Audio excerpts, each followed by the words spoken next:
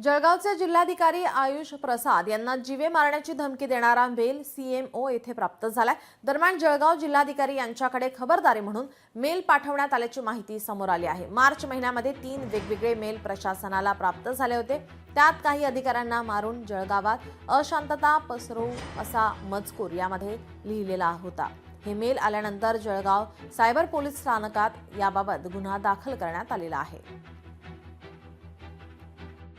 ते मेलमध्ये असं भरपूर अधिकाऱ्यांना मारू, अशा जळगावमध्ये अशांती क्रिएट करू असं त्यांनी उल्लेख केले होते।